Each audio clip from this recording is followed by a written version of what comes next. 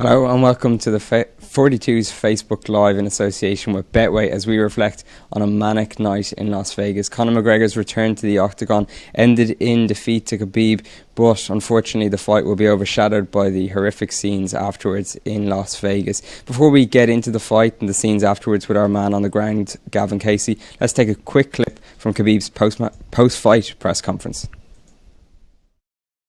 I know this is not my best side. This is not my best side. I'm human being, and I don't understand how people can talk about I jump on the cage. What about he talk about my religion? He talk about my country. He talk about my father. He come to Brooklyn and he broke bus. He almost killed couple people. What about this? What about this shit? Why people talk about I jump over the cage? Why people still talk about this? I don't understand. I am respect.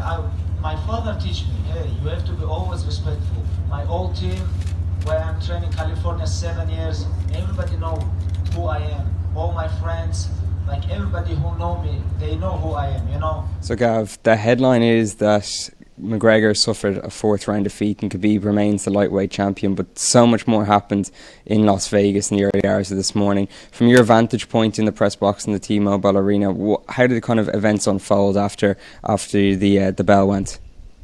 The place was going absolutely mad, and I was just saying to a colleague there that at the end of the fight, it was a very entertaining fight, and there was this kind of shocking moment, obviously, where McGregor taps out, and you can kind of see it creep across his face, even as he did it, it's happened again, and he's confronted all of a sudden by his own mortality, but also the reality that he's going to be the butt of a lot of jokes, and it's a difficult one, a tough one for him to swallow, but there wasn't even time for any of that to kind of sink in a way, because straight away Khabib was firstly he fired his gum shield in the direction of McGregor's team, so you knew something was going on.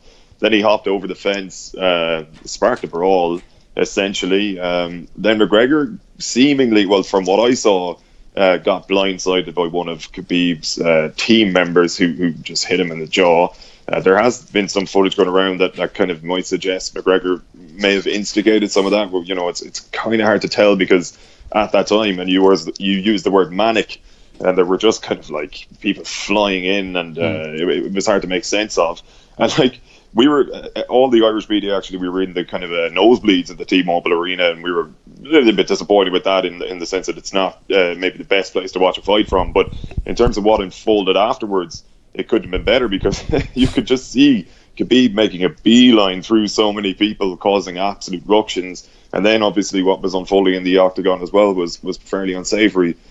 And it's amazing, this should be the crowning moment of Khabib's career. I mean, to go 27 fights unbeaten in MMA is remarkable.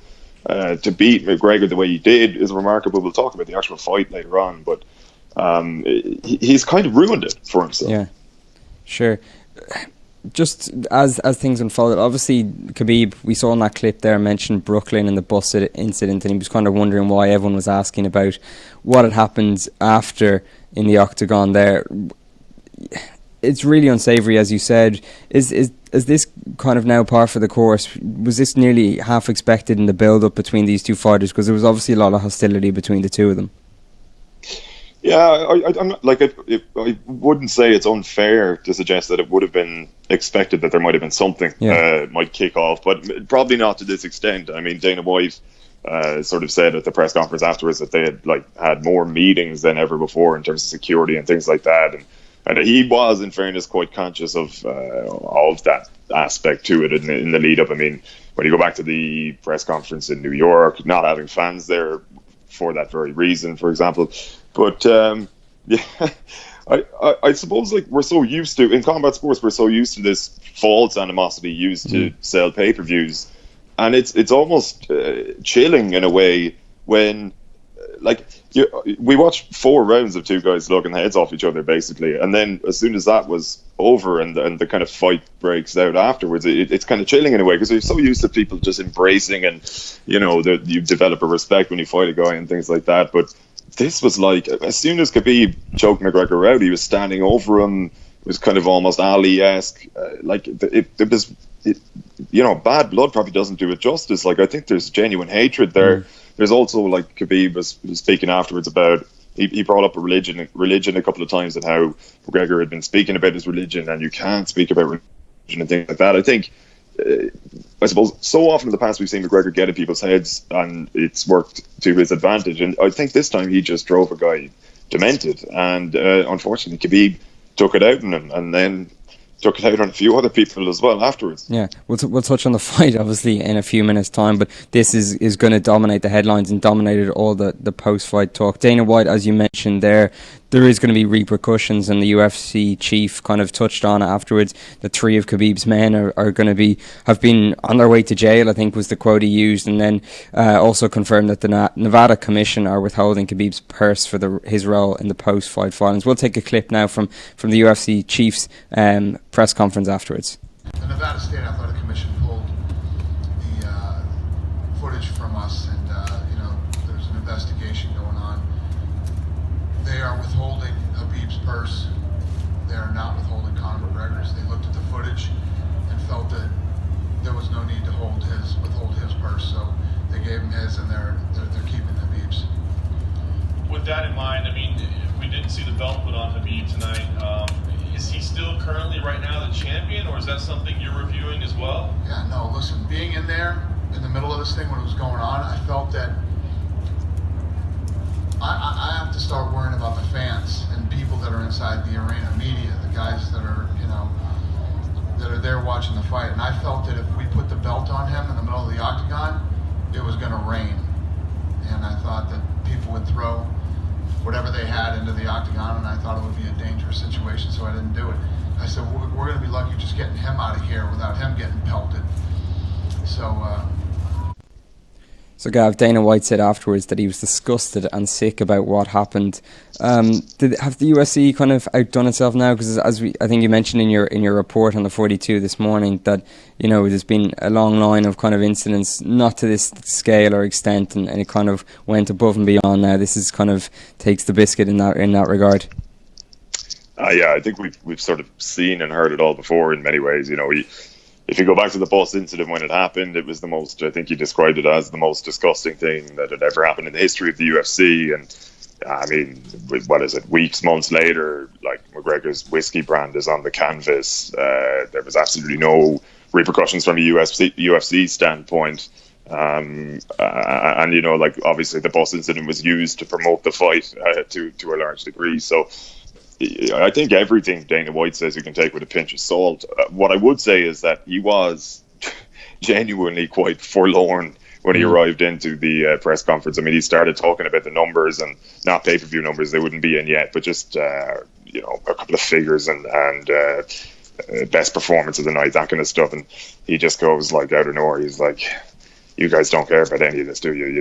He was I think it was a marquee night for his company, and a company that he's worked so tirelessly to build, and a sport that he represents very well. And it went south very quickly. And I suppose if you have loads of people who don't really take MMA seriously, or will try to delegitimize it at every opportunity, but they've just been handed this huge stick with which they can beat it now. And I think it's another kind of black eye for the company. But when McGregor and Khabib will rematch probably early in 2019, and I guarantee we're going to see all this footage again, and we'll see it from the angles that we didn't even see tonight or this morning your time. Like, will it still be disgusting when it makes for a 3 million pay-per-view?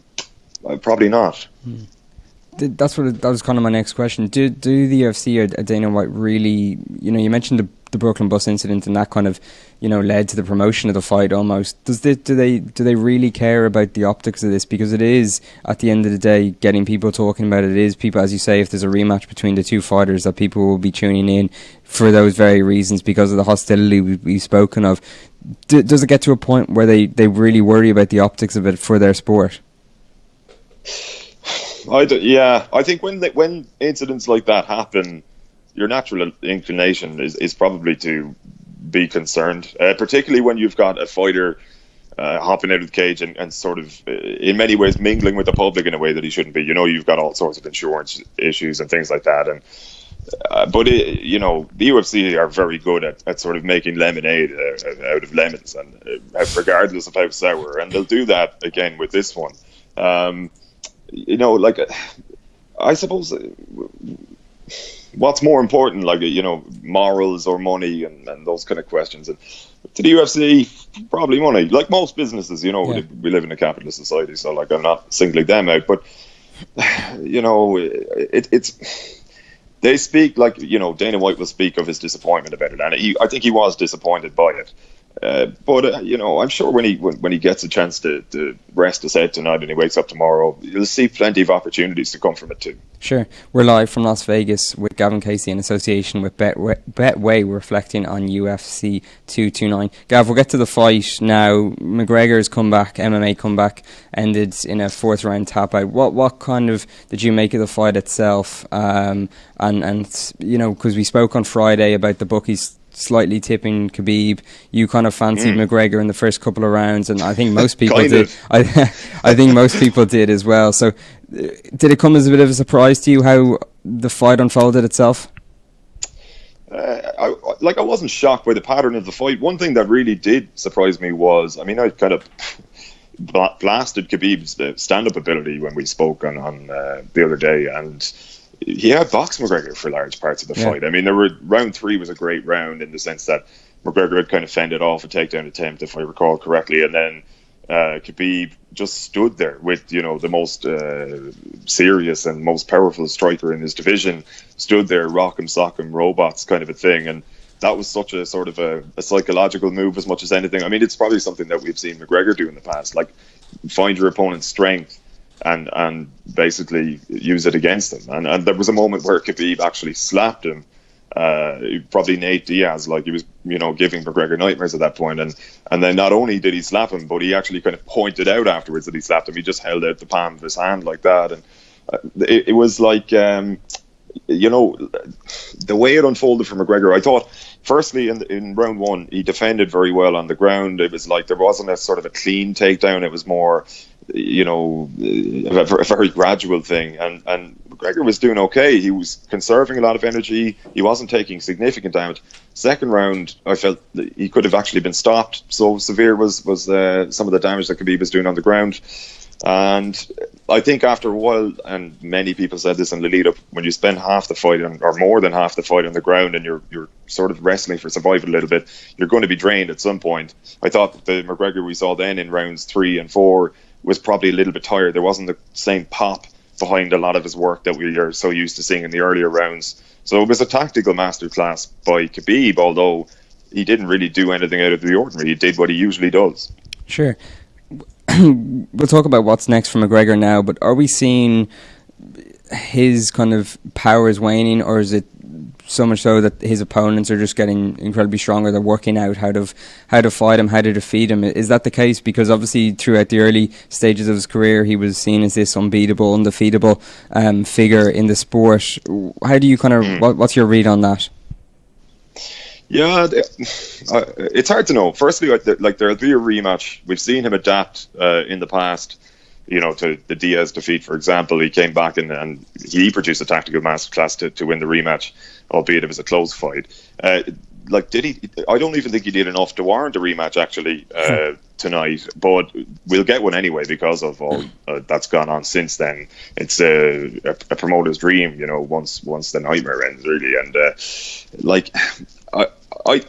So I suppose this is a long way of my saying I'd like to see a rematch before making a judgment call on whether his powers are waning, because 2 years out of the octagon is a long time. I know he talks about, well, I'm always in some sort of fight somewhere and all this kind of crap, but like it's all well and good sparring and things like that. It's just not the same as the heat of competition.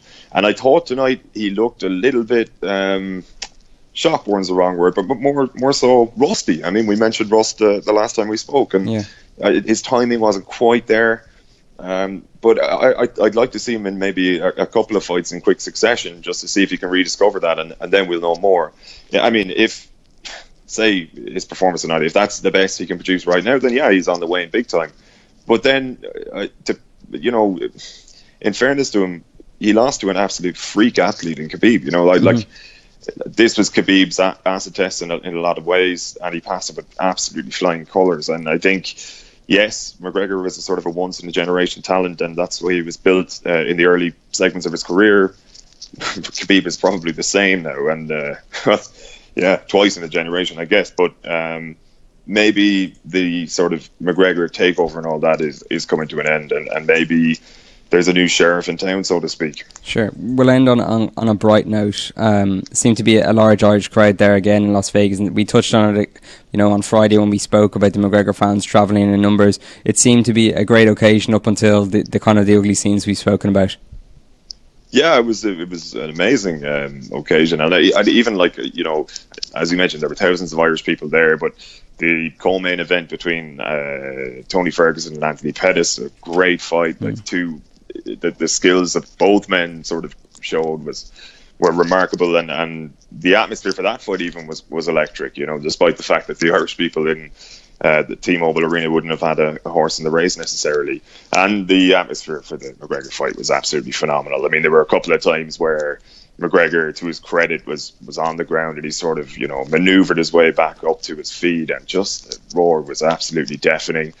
And then, of course, with the unsavory stuff that happened afterwards, the crowd was getting involved in that as well. Not physically, of course, but more so kind of just roaring. I think everybody was either howling in derision or roaring encouragement. It was, as an event, it was an amazing thing to be at. But I suppose, well, you asked to end on a bright note. Like, I'll end on an extremely sad one then. Like, I mean, it should have been this monumental occasion for a relatively young company that's trying to gain legitimacy, or I suppose trying to be seen as legitimate. And instead, we've spent most of this talking about sort of acts of thuggery outside of the octagon, which is a shame. It is indeed, yeah. Gav, we'll let you go. Catch up with some sleep, because it's been a mad night for yourself. Absolutely, yeah. I'm glad I wasn't down there, though. I was safe in the nosebleeds at least. Yeah. Cheers, Ryan. Thanks a million, Gav. And thanks for joining us on our Facebook Live in association with Betway. Until next time, goodbye.